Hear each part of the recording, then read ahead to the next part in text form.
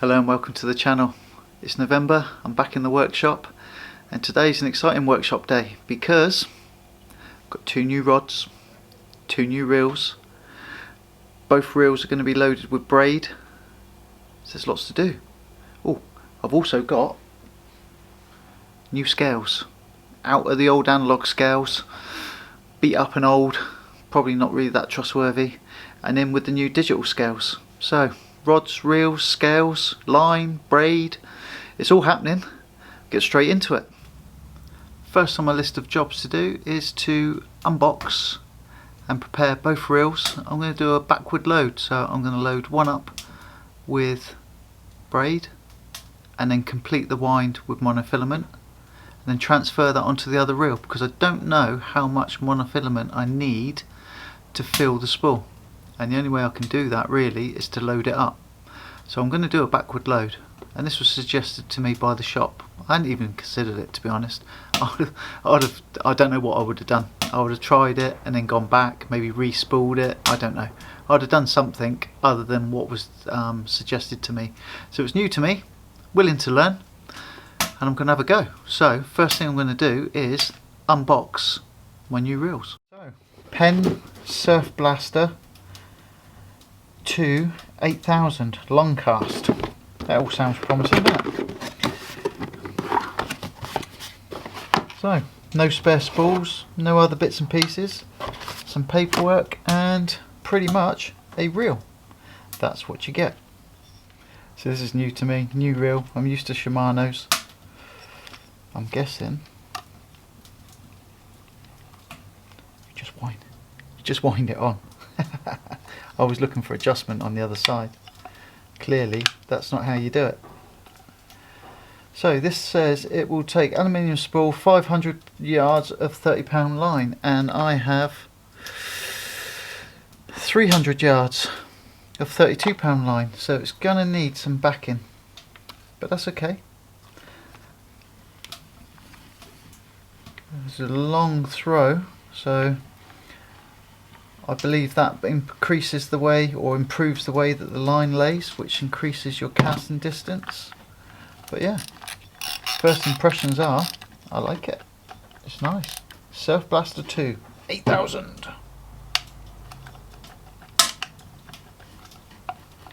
Nice, good stuff. So Surf Blaster 2 8000. Need to do set both reels up now for a reverse load. So that's the first one.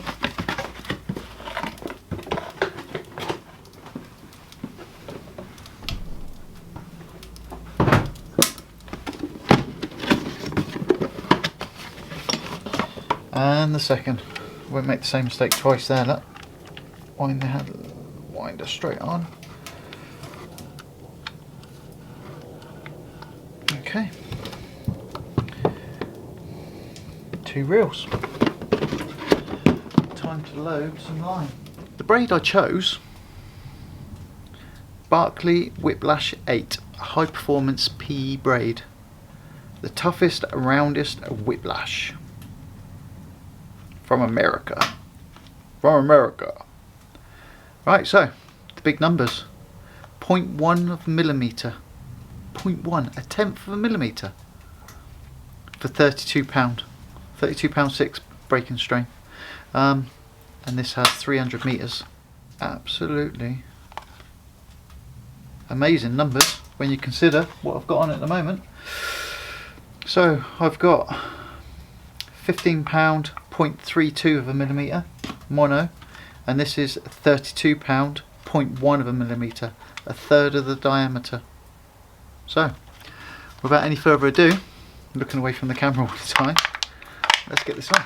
So despite numerous attempts to film how I've just tied the monofilament, or tied the braid to the monofilament back in line and come up with that knot, which is a modified arbor knot, the line is that fine, I just couldn't get it on camera shot. So I'm going to have to do another video where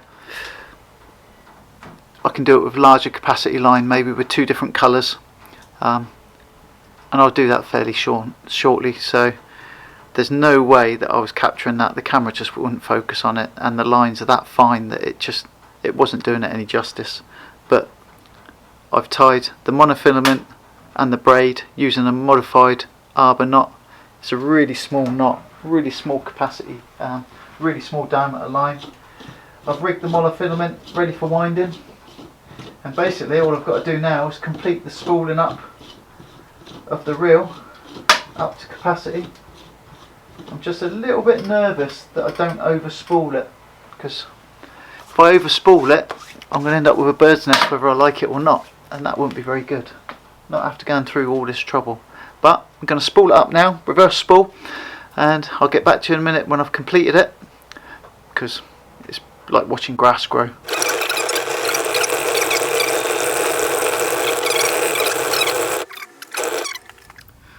So that reel is now fully loaded, but backwards.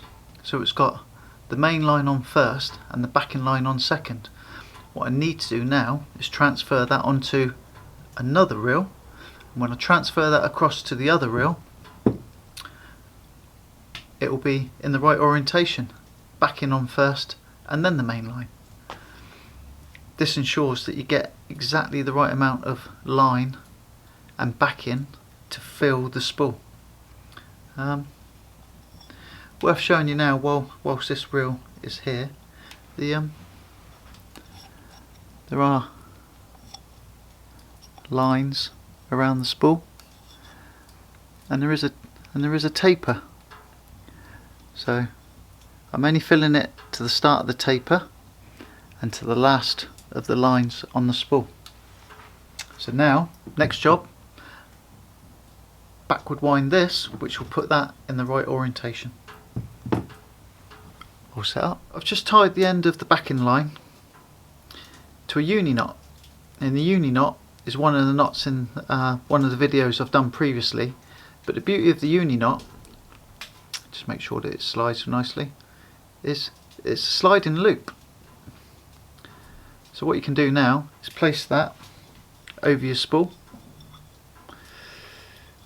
into the cutout that's actually available there, and just tension it up because it's a sliding loop.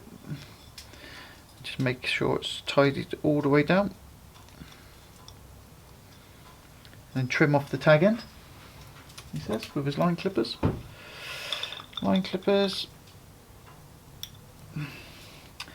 And then this spool has actually got a rubber band that will then cover that part, and there it is, attached, but underneath the band the knotted loop just comes out slightly to one side. So that now goes on to the other reel. The thing I have to be careful of this time, and I have to take great care and make sure that I don't forget as I start, is I need to check and register when the backing runs out where the mark is on the reel, so then I can match it on the other reel, and I can just direct wind that one on, then put the backing straight onto it, because I know where I've got to fill to. I've got a reference point, so I only have to backfill one reel, keep an eye on where my reference points are, and then I can wind and load the other reel exactly straight as normal. So just going to set this up, another rod length in the tripod, and I'll be back to you straight away. So I originally loaded up the left hand reel and reverse wound it, so I put all of the braid on and then put the backing on top until I'd loaded the spool, and now I've transferred the line from the left hand reel through a little pulley system back onto the right hand reel, so now it's being wound correctly. That is all the backing on that reel, and I'm going to mark or check, I'm not going to mark it, I'm going to check it, and then just have a quick look. I don't know if you can see the rings that are on there. So now I know exactly how much backing I need for the other reel just by checking that. So it's loaded to the third ring down basically, which is convenient and handy and all the other things. So to the third ring down I know that I need to load the other ring, the other reel. So I'm going to load that reel in a minute with backing to the third ring, and then that will match that reel exactly, and then I'll have a pair of equally wound and loaded reels. Exciting stuff. Oh, and here's Jasper the fishing hound. Hey Jasper, you a good boy. Someone on one of the previous videos commented, did we have a wild boar in the garden? And what they could actually see through the window was Jasper the fishing hound. Right, I need to finish off these reels. Hello Jasper, he's a good boy. Jasper the fishing hound. Coming to a sea fishing venue near you soon.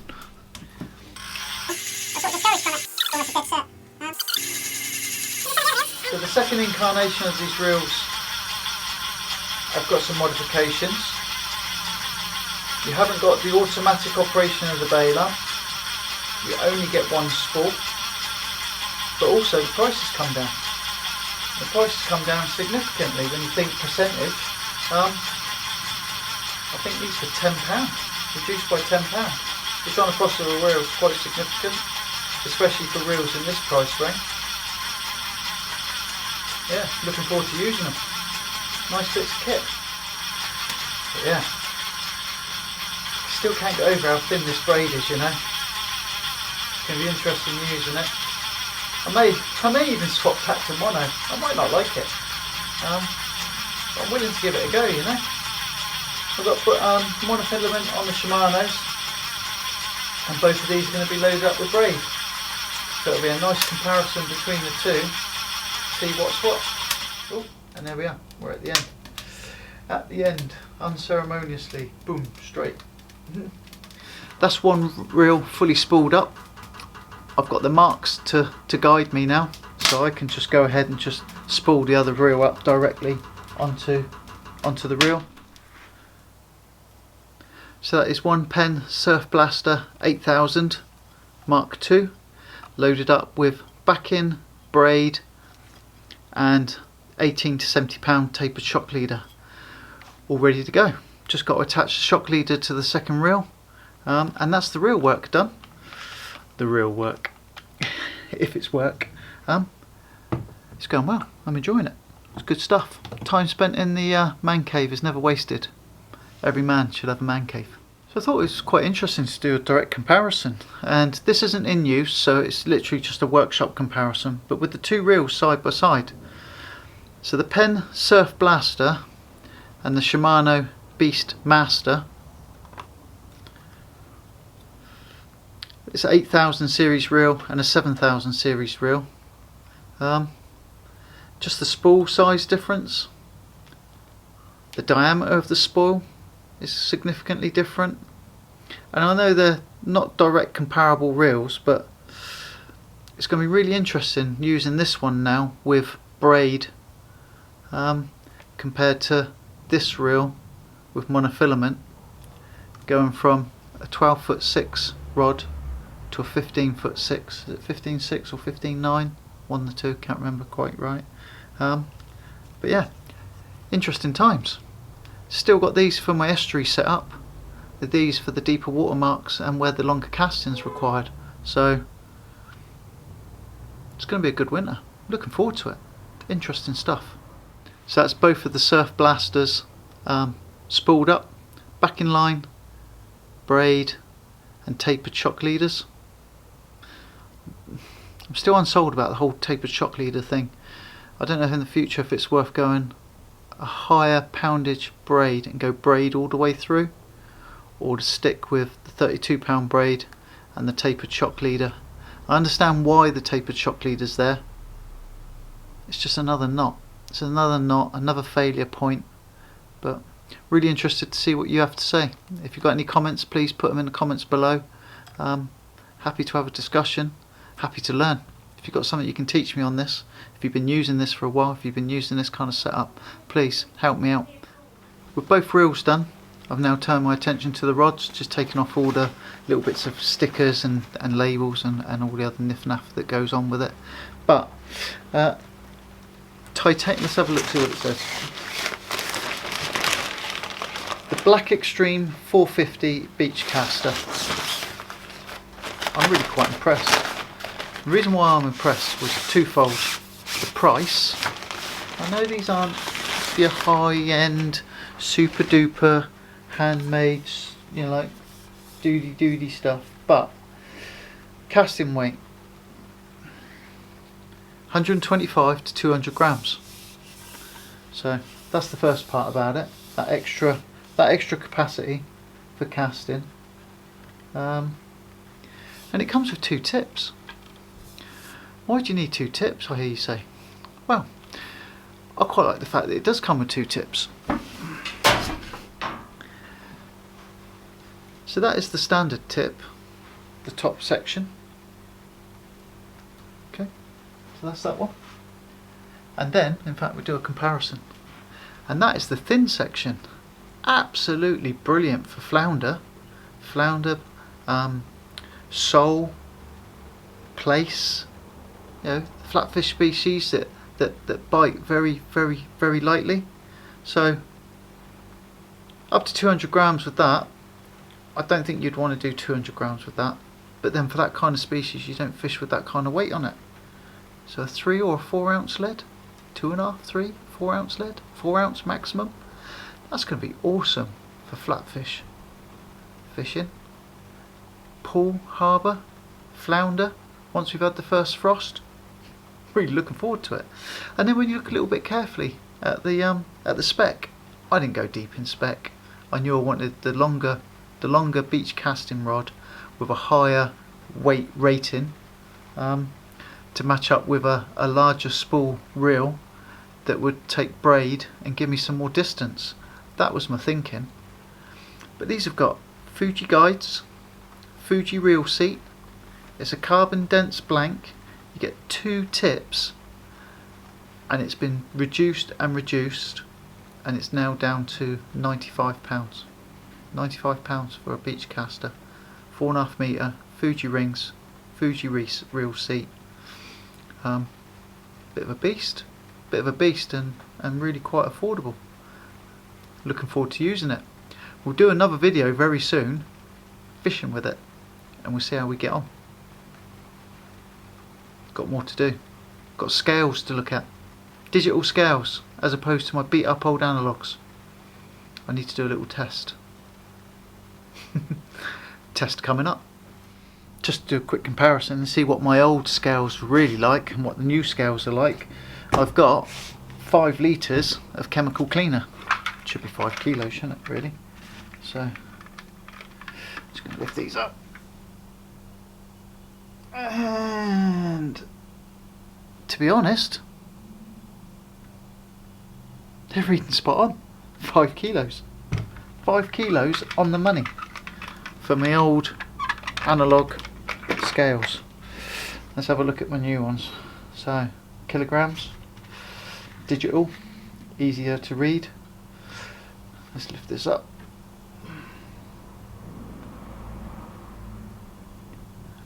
Now there is a slight variation here. This is saying 5.29, 5.27, which is probably more realistic because it's 5 litres of liquid and it's the packaging as well. I like that. I like that a lot. So reset, switch off, back to put it in its natty little case. So time will tell, and I'll do a product review later on. But yeah, Quorum digital scales. Good stuff. If you'd like to see more videos and presentations from myself, future for fishing trips, workshop time, tackle reviews and rig making, bait presentation, please like and subscribe, hit the bell notification symbol if you'd like to be informed when a new video is ready for release. So from me, it's bye for now, take care and look forward to seeing you sometime soon.